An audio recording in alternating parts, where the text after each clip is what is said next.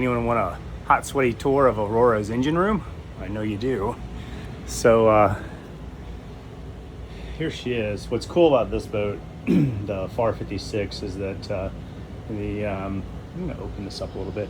This is our salon, and so when you know, we've got the aft cabin with the galley down and the chart table there, and we got this all pulled out because we got all sorts of parts because we've been working on the engine. But we can open up the floor here and get around the engine. We can also open up this little compartment here to get to the sea strainers, get to the Raycor fuel filters, and to get to where we switch the tanks. So let me do a quick little tour. But this was literally probably one of my favorite things about this boat was the access to the engine. So we've got a little step here, step down.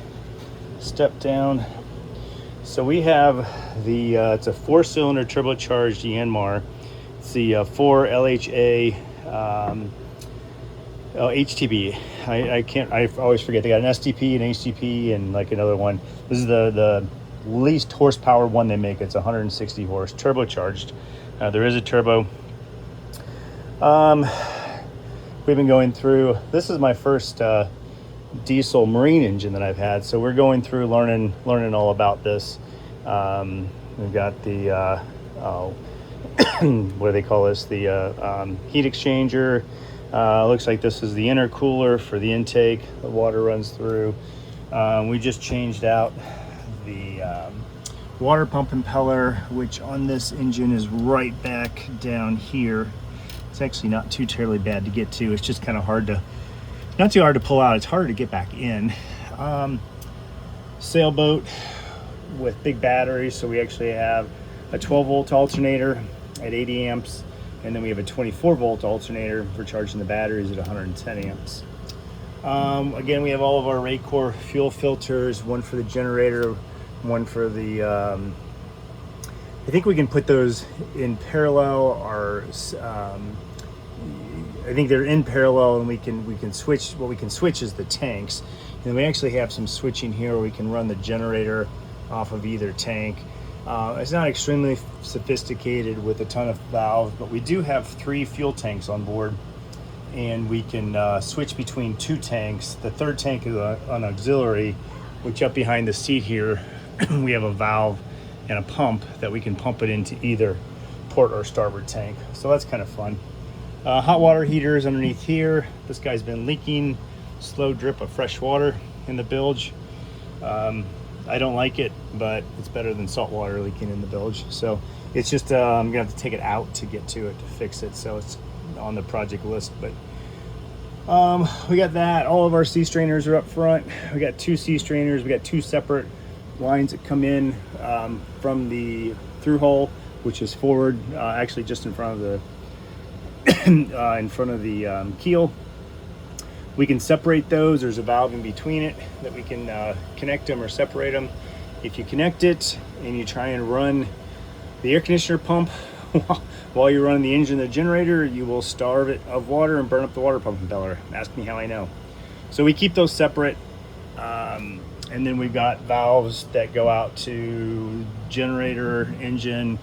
On this side, we have water maker. You can see up in there, we have the valve for the air conditioners and the valve for the saltwater wash down on the deck is what's there. Let's see if we can come around here. We have the oil filter here for the guy. We check oil on this side, and yeah, that's the good stuff there. We do have a ventilation fan up there that comes on with the engine. We do have a Seawater Pro water maker installed here. We have not actually used this yet, so I'm hoping it was pickled correctly when we bought the boat. We need to get that out at some point. Moving further back, we get into our hydraulic system. This boat is hydraulic based, meaning that the windlass, the bow thruster, the furlers, and some of the winches are hydraulic based. So we have a pretty sophisticated Yanmar system. This is the tank, the hydraulic tank, with two DC 24-volt DC motors, and the PLC that controls everything determines which motors come on. Like if you're running more than one device, you're running a device that takes a lot of fluid, a lot of flow, then it'll turn on two motors at once. Coming out of the bottom of the tank, we also go to, that's our generator. It's a 15 kW generator, but we also have a PTO, a hydraulic pump. It's a Parker hydraulic pump on the back of the generator that will run all of the hydraulics if for some reason we didn't have batteries or something was going on there. So it's also we do have to have the generator on to run the bow thruster side to side. That one's ran specifically off of this just because of the flow rate that's needed. Underneath me is the muffler, if you will, and then it goes up, and then we go to a water separator, and dry exhaust comes out the side of the boat, and the wet exhaust comes, the water comes out the bottom of the boat underneath the hull. So I'm not a fan of that. That does that on both the generator and the main engine. I've never seen that before. It's concerning because it makes it look like you're running your engine with no water flow. But if you go underneath the boat with it running, you put your hand over the through hole, you can feel the warm water coming out, both of those when the generator and our engine's on. I was told that it's to, especially with the generator, it keeps the sound of the water splashing. You don't hear that sound of the water splashing that's annoying for some reason. I don't know, that's never bothered me on my other boat, but that's apparently what that's for. On the shaft, the through hole, we got a dripless packing. This is one of the, I think, the PSS shaft seals. This one does leak, and it's leaked since we got it. So I've tried adjusting the metal ring and the bellows, and it probably, next time we pull the boat, we'll probably pull the shaft and either replace it or have it cleaned up, because it's just annoying, and then it gets salt water in here, and you can see the bottom of the hydraulic pump got rusty because of it. So we want to stop that. We do have this guy, the Aqua Drive, in between the shaft and the transmission. This is it's like a damper. It's a shaft damper, and it's supposed to help with, if the alignment's off on the engine a little bit, it helps quiet or smooth out the drive line. The transmission is the Yanmar made. They've got a name for it. I can't remember what they call it. It's a Japanese-based name. There it is, Kanzaki. So, which is basically the same company as Yanmar. So that's the engine room. That's the engine. That's all the goodies that's down here. Again, I can, if I move some stuff, I've got, spare fluids and stuff here, but if I can climb up around, you can see, I mean, there's a lot of room. I can climb up around there. I've got access to the whole back, the transmission.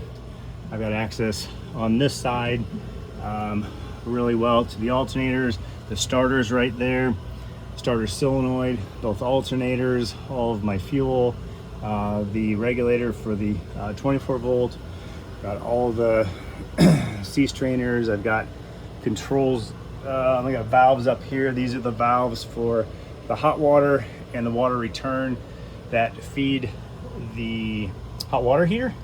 So we don't have to use electricity to heat the water. If the engine is running, water will naturally flow through the hot water heater and heat our water that way. That's kind of fun. The belts for the engine are up front. We can get to, again, you can get to a lot of the stuff up front as well. So it's pretty well laid out engine room. This valve here, from this angle you can see it better, that switches from port to starboard tank. So literally all we have to do is pull that down to one side. Now it's on the starboard tank, push it back up, it's on the port tank. So we can switch tanks real easily with that. And oh, this is fun. This is the it's an Omron switch. That's our engine room light switch. That was broken. I could not figure out how to turn on the engine room lights when I first bought the boat. But that's there. And yeah, that's about it. So that is the engine room on Aurora. And it's, we spent a lot of time down in there the last 2 days. I was cleaning the bilge, cleaning a bunch of stuff up, replaced the water pump, cleaned out the sea strainers, replaced the zincs, and checked on the heat exchanger. Oh, just cleaned up a bunch of stuff, fixed a bunch of little things, and we're getting ready for a passage. We're gonna go up to Georgia. We're in Key West now, and just wanted to make sure everything was tip-top. Checked fluids, had everything topped off, make sure it's good to go, and I think we're about ready to close things up. So anyway, thought it'd be fun to show you guys the engine room on Aurora. Aurora out.